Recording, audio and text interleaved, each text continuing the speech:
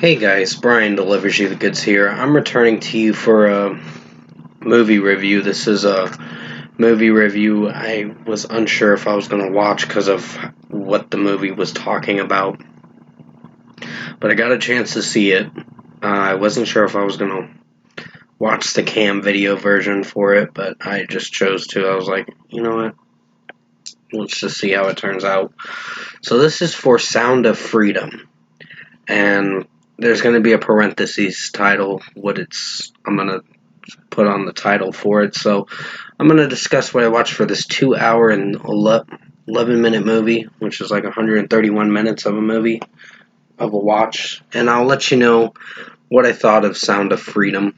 So let's dive into this movie review. Now, basically, this movie's about child trafficking, sex trafficking stuff. It's really awful that this stuff really happens in real life, but it does exist, unfortunately. Pretty much the story is mostly reflecting on this girl, Rocio, I think is her name, and her brother Miguel, and this lady Giselle comes into their home saying that they're part of some, oh, this kid will be a star kind of organization, and then it turns out that they get sold into human trafficking, uh, child trafficking. It's really awful what these people do, and that there are a lot of sick fucks that uh, buy these kids, which is the most fucked up thing to even uh, experience. And mostly, it's a very uncomfortable watch. I wouldn't. It's just awful what these kids go through, and it's really horrible that they have to experience this stuff because these sickos um, need to have the death penalty for sure. Because this is just inhuman. This is just horrible. It's vile. It's evil. And this was a very hard watch for a movie. I actually like what the movie's based on because it is based on and inspired by a true story. Um, the inspiring true story of this film was based on an actual character in the movie, which he is a real person in real life, Tim Ballard, who deals in this kind of stuff and mostly goes after pedophiles who are basically into that kind of stuff, which is really fucked up. He tried to sympathize with a pedophile, which that was the most unsettling part of the movie that I was unsure to watch through.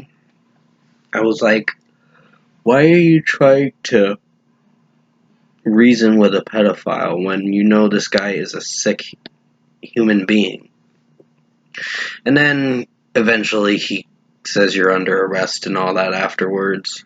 And the other, uh, pretty much the whole movie, he does find Rocio's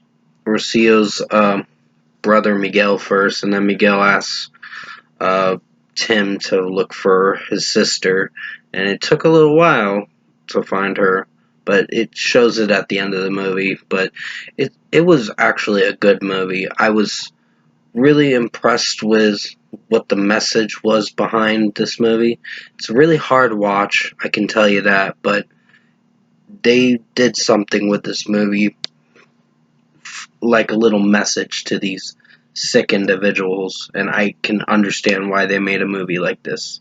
It's a very hard watch. It gets you emotional too, and I almost teared up a few times during this movie with the things that were being shown in the movie and the sick fucking people that were selling these kids for their own gain. So these people are fucking inhuman people and need to go to hell for sure. So, with a score for me for this movie, I'm going to give it an 8 out of 10. It's a good movie. There were some unsettling moments during the beginning of the movie that I just wasn't sure if I could agree on. As me watching a particular scene. Sorry for my yawning. This movie, like, broke me a bit, in a sense. So, pretty much 8 out of 10 for Sound of Freedom. I actually think it's a good movie. It's telling its truth behind what this movie is depicting about, and it's really awful that these kids go through it, and I hope these people get their just desserts and get the death penalty, because these are sick fucking people that are kidnapping children and using them like a sex slavery thing. So 8 out of 10 for Sound of Freedom. Thank you for watching this movie review.